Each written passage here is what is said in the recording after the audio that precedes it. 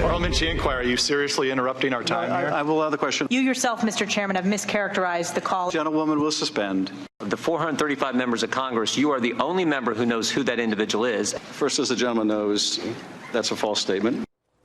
And to this Fox News alert, the first public impeachment hearing starting off with a bang. But with House Intel Chair Adam Schiff acting as prosecution, judge, and jury, is there even a chance that this can possibly be impartial? Here to debate, Democratic strategist Kevin Walling and from the Tea Party Patriots, Jenny Beth Martin. Thank you both for joining us this morning.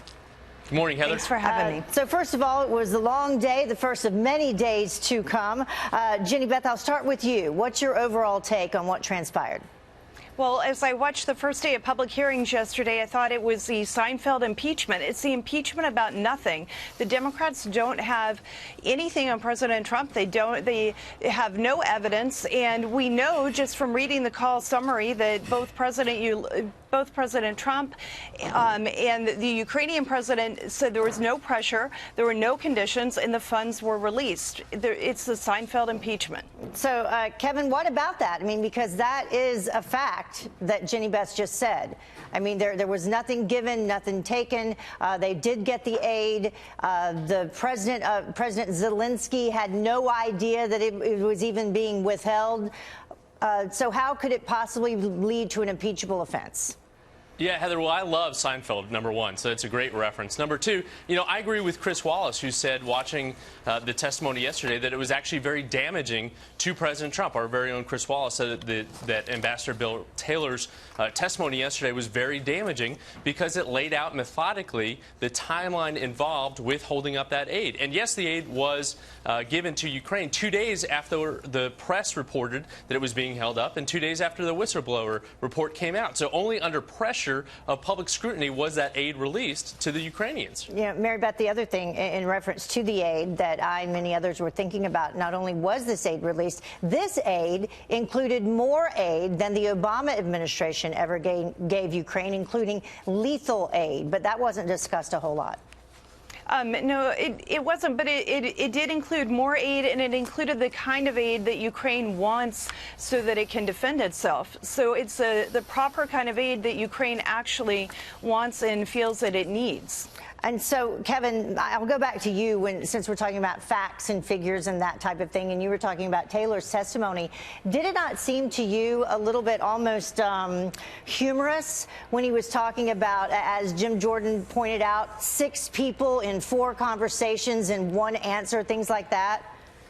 Yeah, Heather, I think it provided a good overview of the case to be made. As you rightly point out, it was a long day. We're going to hear from Ambassador Yovanovitch tomorrow, who was our point person on Ukraine before she was removed by this administration. And then, of course, we're hearing from folks on the call next week, Lieutenant Colonel Vindman, Gordon Sondland next week, that will provide even more context, I think, for this case to be made. This is just the first day. Yeah, the other thing that we did hear yesterday was, I think it was both Kent and Adam Schiff saying emphatically that it was Russia that attempted to interfere in our election, not Ukraine, that Ukraine did not attempt to interfere. But yet at the same time, we had these 3 Democratic senators who encouraged Ukraine to investigate President Trump back in May of 2018, but yet no one's talking about that. That's these 3 senators right here.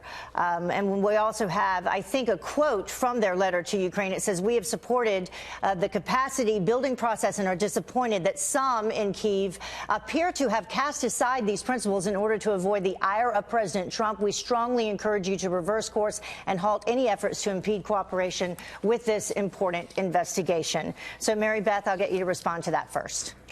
Well, this is not the first time that the Democrats have a double standard when it comes to President Trump. It's not even the first time they have a double standard when it comes to President Trump in Ukraine. Here you have Democrat senators asking for Ukraine to investigate and to help cooperate with a U.S. investigation. And we even have Vice President Biden, who talked about conditions that he had when he wanted funds to go to Ukraine. So they're okay with conditions conditions. They're okay with investigations into the 2016 election as long as it's Democrats doing it. When it's President Trump doing it, they don't want to know what happened in 2016. Yeah. They don't want to get to the bottom of it. And apparently they don't think that the President of the United States should be setting foreign policy. Kevin, final word. What about that, the hypocrisy?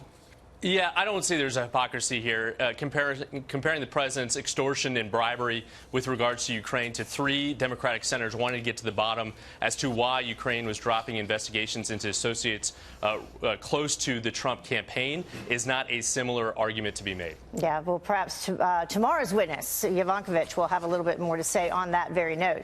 Jenny, Beth, and Kevin, thank you both for joining us. We appreciate it.